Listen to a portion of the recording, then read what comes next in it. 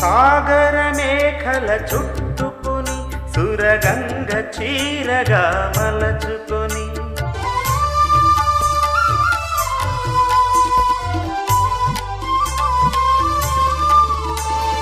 సాగర మేఖల చుట్టుకుని సురగంగ చీరగా మలచుకొని గీతాగానం పాడుకుని గీతాగానం పాడుకుని మన దేవికి ఇవ్వాలి హారతులు తేనెల తేటల మాటలతో మన దేశమాతనే కొలిచెదమా.